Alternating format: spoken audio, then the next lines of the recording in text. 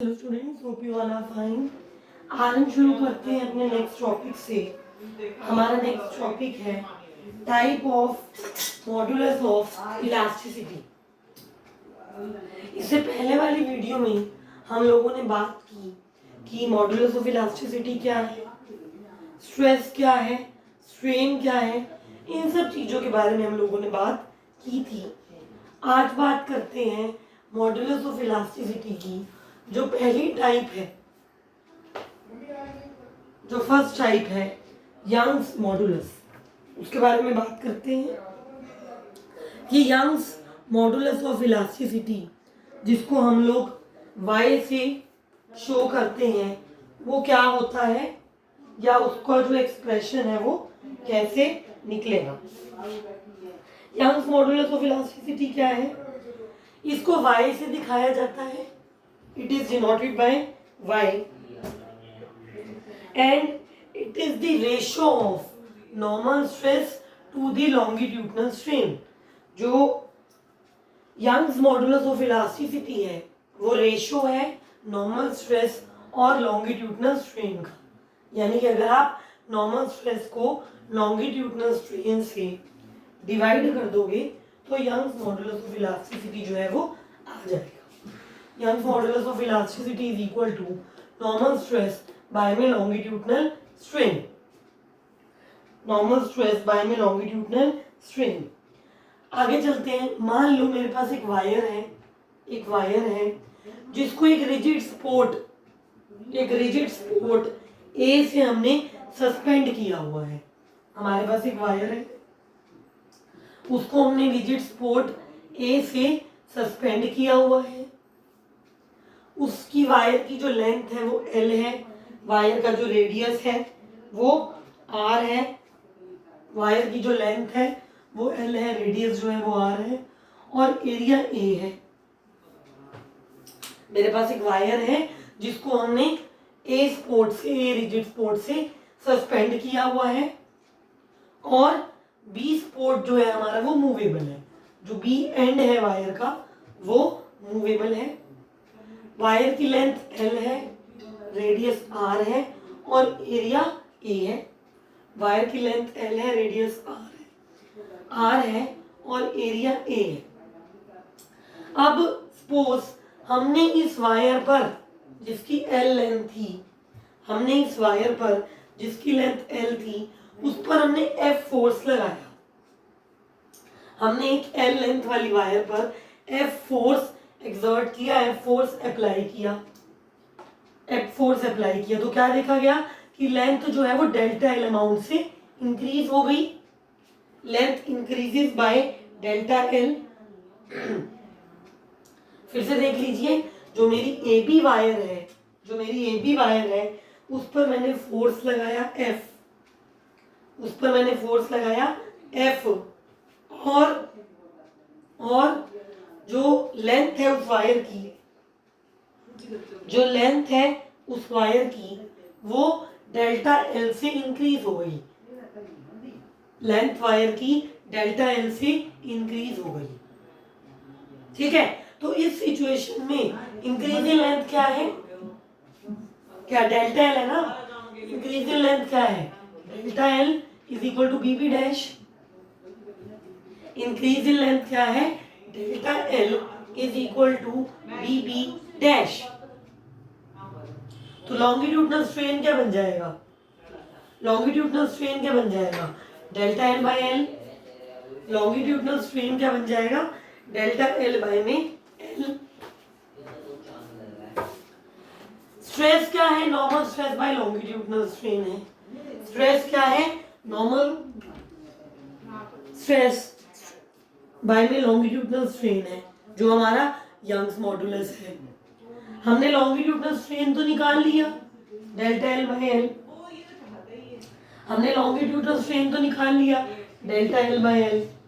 अब क्या निकालना रह गया? नॉर्मल स्ट्रेस वो निकाल लेते हैं और पुट कर देते हैं। नॉर्मल स्ट्रेस निकालते हैं और पुट कर लेते हैं। चले आगे। हमारी जो लॉन्गिट्यूडनल स्ट्रेन की वैल्यू थी वो आई थी delta L by L. Longitudinal strain की जो वैल्यू थी वो आई थी delta L by L. Normal stress होता है force per unit area. Normal stress होता है force per unit area. F की जगह एफ लिख दिया, ए की जगह पाई आर स्क्वायर लिख दिया।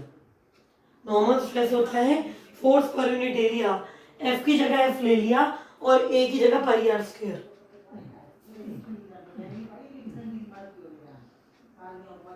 क्या बन गया यंग्स मॉडुलस? क्या था यंग्स मॉडुलस? यंग्स मॉडुलस जो मैंने आपको लिखवाया था, मैंने कहा था y is equal to normal stress by में longitudinal strain. y is equal to normal stress by में लॉन्गिट्यूडनल स्ट्रेन। इसे पहले वाली क्लिप देखिए, इससे पहले वाला ही जो बोर्ड पे मैंने लिखवाया था उसको देखिए। नॉर्मल स्ट्रेस बाय में लॉन्गिट्यूडनल स्ट्रेन हमें यहाँ पर निकालना है, या f बाय में pi r square divide by में delta L into L. f by में pi r square divide by में डेल्टा एल बाय में एल। तो यंग्स मॉडुलस की वैल्यू क्या आ जाएगी? What is the value of Young's modulus? Young's modulus is F L by में pi r square delta L. Young's modulus is equal to F L by में pi r square delta L. तो ये हमारा expression है, final expression है Young's modulus of elasticity का। Young's modulus का जो फाइनल एक्सप्रेशन है वो ये है।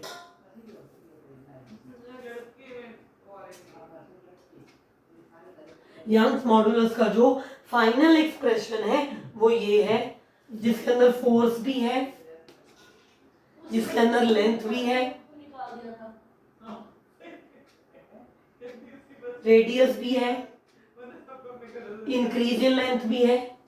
तो ये यंग्स मॉडुलस का एक्सप्रेशन है, ये यंग्स मॉडुलस का एक्सप्रेशन है। यंग्स मॉडुलस की ऐसा यूनिट क्या है? न्यूटन पर मीटर स्क्वायर। यंग्स मॉडुलस की ऐसा यूनिट क्या है? न्यूटन पर मीटर स्क्वायर। सीजीएस यूनिट क्या है? डायन पर सेंटीमीटर स्क्वायर। ऐसा यूनिट है न्यूटन पर मीटर स्क्वायर और सीजीएस यूनिट है डायन पर सेंटीमीटर स्क्वायर। इसके अलावा डायमेंशनल जो फॉर्मूला है, डायमेंशनल जो फॉर्मूला है वो है ml-1 t-2। ml-1 t-2 ये मेरा डायमेंशनल फॉर्मूला है किसका? यंग्स मॉडुलस का या y का। ये मेरा डायमेंशनल फॉर्मूला है यंग्स मॉडुलस ऑफ इलास्टिसिटी का। पेपर में आता है, जैसे पहले वाले पेपर में भी आया था कि चार ऑप्शन दिए जाते हैं, भाई इस टर्म का क्या डायमेंशनल फॉर्मूला है। तो जिसने पढ़ा था भाई, जिसको कोई फॉर्मूला याद है, जिसने डायमेंशनल फॉर्मूले पढ़े थे उसको तो याद होगा, बाकियों को कुछ नहीं होने वाला, फिर गलत ही होगा।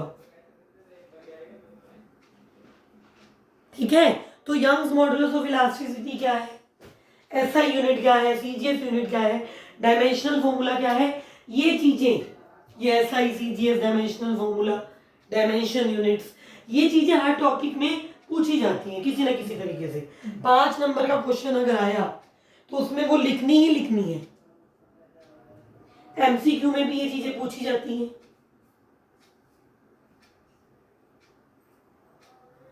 सो दीज आर इंपॉर्टेंट। आगे चलते हैं,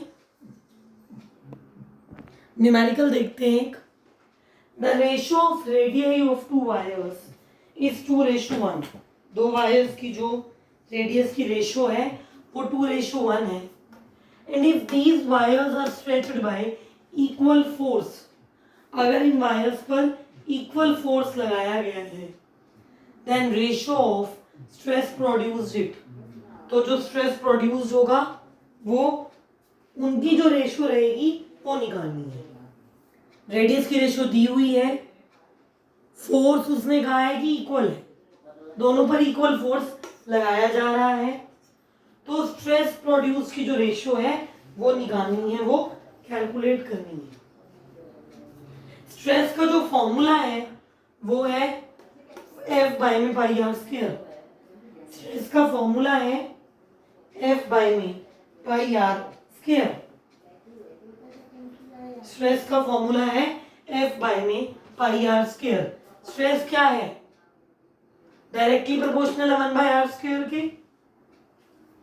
स्ट्रेस डायरेक्टली प्रोपोर्शनल है 1 बाय आर स्क्वायर के। मान लो पहली वायर के लिए जो स्ट्रेस है वो S1 है। पहली वायर का जो स्ट्रेस है वो S1 है। सेकंड वायर का जो स्ट्रेस है वो S2 है। सेकंड वायर का जो स्ट्रेस है वो S2 है। तो S1 बाय S2 क्या होगा? S1 बाय S2 क्या होगा?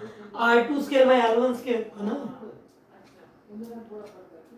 S1 बाय S2 क्या होगा? R2 square by R1 square, which is equal to 1 by 2 का होल स्क्वायर।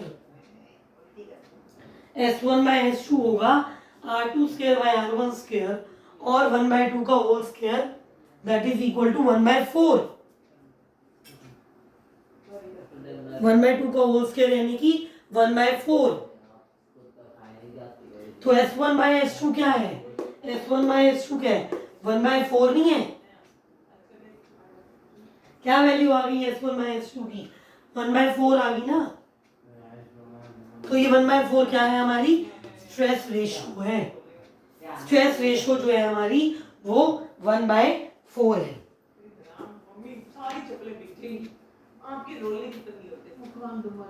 स्ट्रेस रेशियो है 1 by 4।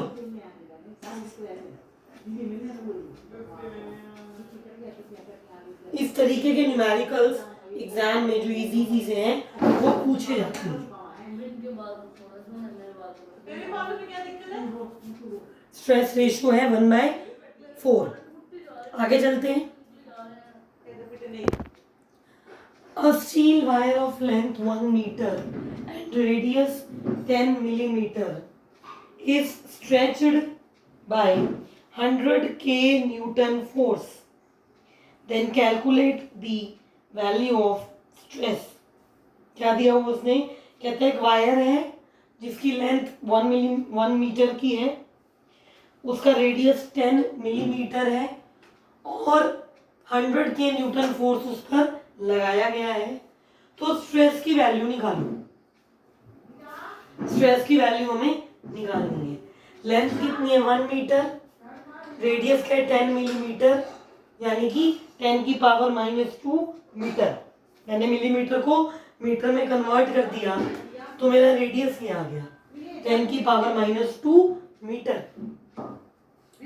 फोर्स है मेरा 100 के न्यूटन।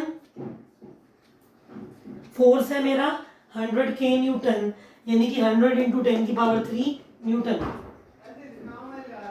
100 इंटू 10 की पावर 3 न्यूटन, यानी कि 10 की पावर 5 न्यूटन। फोर्स है 10 की पावर 5 न्यूटन और रेडियस है 10 की पावर -2 मीटर्स।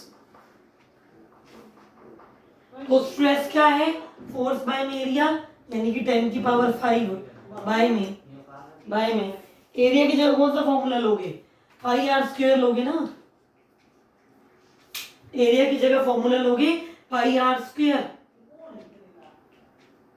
यानी कि 22/7 इंटू 10 की पावर -2 का होल स्क्वायर। 10 की पावर -2 की का होल स्क्वायर। तो स्ट्रेस क्या आ गया? 10 की पावर 5 बाय में 22/7 इंटू 10 की पावर -2 का whole square. On solving this, solve करोगे, इजी सी कैलकुलेशन है, 18 की पावर 8 बनेगी, ठीक है।